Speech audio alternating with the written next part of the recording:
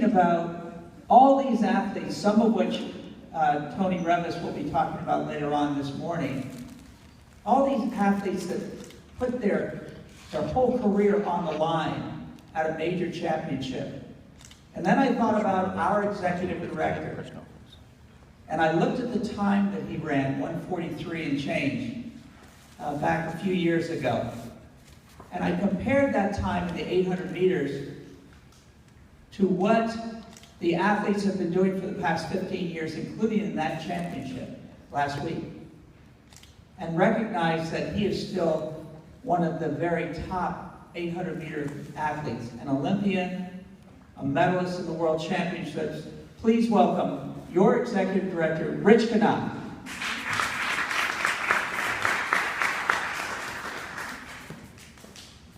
Thank you, Kareem. Unfortunately, this race is 10K and not 800 meters. So before I get started,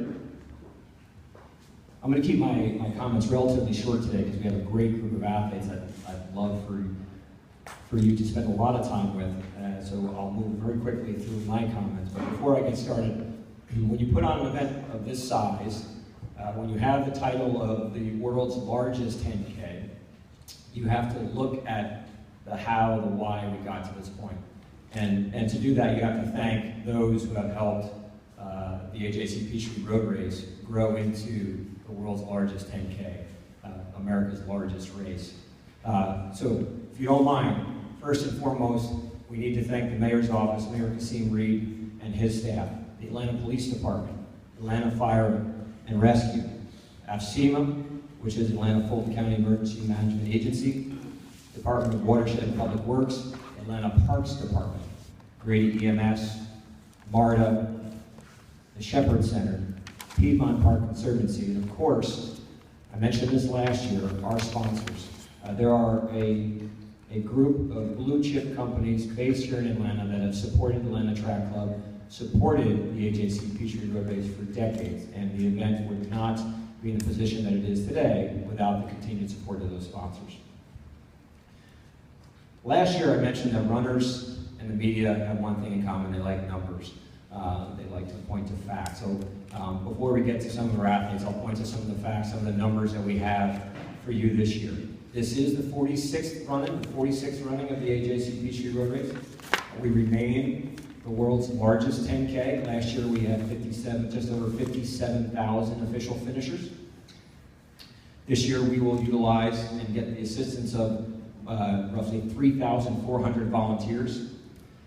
This year we will have our traditional overseas military races. This year we'll have 3 races with more than 1,500 runners, and those happen in the Middle East.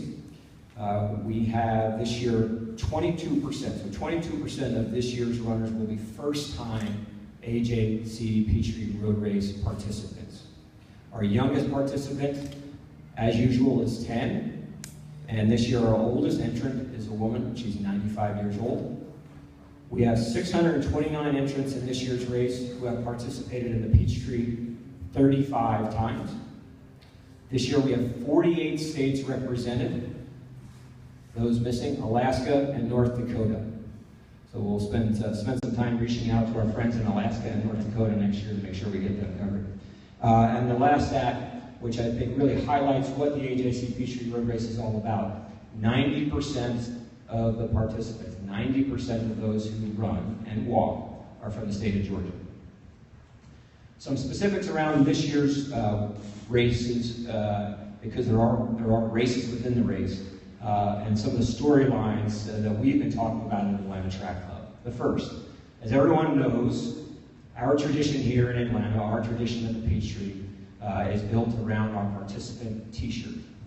And the contest remains as it has in the past. But this year, that t-shirt that is waiting for you in the meadow when you cross the finish line is going to be a little bit different. As a result of a new partnership we have with Mizuno, that traditional cotton t-shirt is no longer going to be just cotton. It's going to be a blended cotton poly t-shirt, which we believe those 60,000 participants, again, who come across that line and get that t-shirt will appreciate. So when they're heading back home to the barbecues and the fireworks displays later in the day, we expect to see as many or more than ever wearing that t-shirt. Can't talk to the design or can't talk to the color yet, as everybody knows. You'll have to wait till you come across the line to see that shirt. The second, last year was our inaugural Kilometer Kids Charity Chase. And when I stood in front of you last year, we talked about this as a new initiative to help us put Kilometer Kids front and center in the festivities of Peachtree Weekend. Our Kilometer Kids program is an incentive-based youth program designed to get kids active and fit. And last year, in a much celebrated run, Meb, our U.S. star, our U.S. Boston Marathon champion, Meb Keflezighi, started as the last runner across the start line, and he predicted he would pass 23,000 participants, and he did. He passed just over 23,500 participants. That was our Kilometer Kids Charity Chase last year. So when we at Atlanta Track Club, our staff sat down and said, what are we doing this year to put our kids front and center, the kids of Atlanta front and center? We decided to tie in servicemen and women. And we thought it was appropriate on the 4th of July to create a collaboration and partnership with the servicemen and women based in the state of Georgia.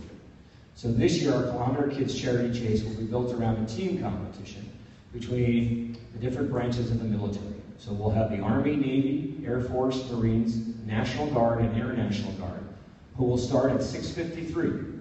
There'll be 6 athletes from each team, and they'll be just racing for bragging rights of the fastest branch, the fastest military branch in the United States. In doing so, they're going to be receiving donations for our Kilometer Kids program, and all donations will help us extend and improve the reach of our program. We had 7,000 kids in the program last year, and we anticipate growing it this year. The last initiative that I wanted to talk about, and then I'll pass it back on to Cree, really is built around our leads. And Cree will speak to the world-class wheelchair race, which we have this year, as we do every year. Our individual elite race has a little bit of a twist to it. And it's called the Peachtree Cup. It's the shiny cup standing to my right. So last year, we shifted what we were doing on the elite side. For decades, we have traditionally brought in the top men and women from around the world to run the Peachtree. And if you look at the times, the course record time, as a matter of fact, 27:03, I believe. One of the fastest times ever recorded in any road race, in any 10K around the world. This year, we wanted to do something a little bit different. We switched up last year. We made it just a U.S. only, a U.S. championship race. We thought that was appropriate on the 4th of July. So as we thought about our race this year, again, we wanted to celebrate Americans. We wanted to celebrate Independence Day in a way that was appropriate. But we also wanted to challenge Americans. We wanted to bring in the best of around the world. So, very quickly, our format looks like this. At 7:20, we'll have the start of the Peachtree Cup. We'll have 3 men and 3 women on each team. So that's 6 athletes per team. They will race as a team, not as individuals. Team USA versus Team Africa versus Team Asia and Team Europe. The team with the lowest cumulative time for all 6 athletes will win the inaugural Peachtree Cup. With that, I'll hand the microphone back to Cree. Cree can begin a discussion, I guess, first on our wheelchair race, give you a summary there, and then we'll get back to the Peachtree Cup. Thank you. Thank you, Rich. Well, the wheelchair race, did you want to take this?